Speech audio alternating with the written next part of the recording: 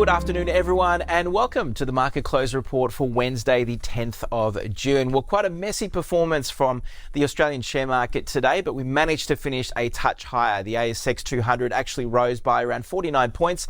That's a gain of almost 0.6% to 8,653, so putting an end to a three-day losing streak for our share market. But we got off to a completely flat start this morning. Markets weren't really quite sure which way to head in early trade. Then the market actually hit its highs about a little over an hour into the trading session when we were up about 0.8%. And then we basically just gave back a lot of those improvements for a pretty healthy chunk of the afternoon before we recovered in late trade. So good to see some improvements coming through. A bit of caution around, I think, ahead of an important evening in the United States. There's going to be a monthly update on inflation out tonight, just ahead of the US market open. This is a week out from the Federal Reserve's next decision on what to do with interest rates, but it also importantly comes just days after that much hotter than expected update on jobs growth, which was out last Friday. So this effectively just has had markets thinking that there could very well be one rate hike by the end of the year. Markets were predicting that to come at some point in 2027, just a week earlier. But secondly, not bad to see an improvement coming through for our market, despite some tempest flaring again in the Middle East, which is typically not helpful for markets. We know that from day to day we get markets news basically breaking that tempers are flaring, and then the next day things are cooling and there's hopes of a peace deal. So we know that these things ebb and flow from day to day, but at the end of the session, at the end of the day, it is certainly something that can still move markets around. So this morning we had the US striking Iran in what President Trump called an act of self-defense. This was in retaliation for the downing of a US Apache helicopter, which was patrolling the Strait of Hormuz, and then reports of Iran launching missiles of its own at a US base in Jordan. So futures at the moment, at least, are suggesting there could be a softer start to trade in the United States later on this evening. But again, keep in mind, yes, we rose today locally despite all of this, but it does follow a pretty heavy decline that we've had in the last 3 days, and that very volatile start that we had to the holiday shortened week just yesterday, when in early trade we were down 1.6%, and then we've recovered most of those declines. Now, as far as sectors are concerned today, there are three sectors that went backwards. Tech stocks certainly the hardest hit, down 2.3%, small part of our market. The materials and energy, much more important areas when you combine them. So materials down 1.1% and 0.9% for the energy sector. So they certainly weighed more on the market. Outside of that, we had gains pretty much everywhere, actually. Consumer discretionary stocks up 3.5%. Consumer staples up around 3.9%. Utilities, industrials, real estate, communication services, they're all sectors that rose in excess of 1% today.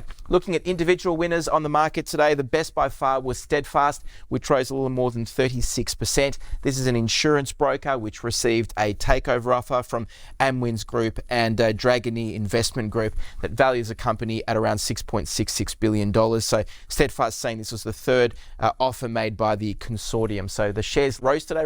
Also, its rival AUB Group rose around 9.8% on the news. Now, markets seem to be retreating a bit to some of those defensive names, which is perhaps one reason why Coles did well. It rose around 5%. And also Wesfarmers, which owns Bunnings, Kmart, Target and Officeworks improved as well by 4.25%. Now remember that Wesfarmers actually updated investors at its Strategy Investment Day, an annual event in Sydney today. So we know that this can at times move share prices around when there are surprise announcements. Something that did capture the market's attention was the fact that Wesfarmers said there's an opportunity to have around 50 stores dedicated to homewares in Australia. It actually launched its first K-Home store in Melbourne recently. So it's testing that concept out. I guess a bit of a competitor to the likes of IKEA, so selling the likes of furniture, rugs, tables, fake plants, etc.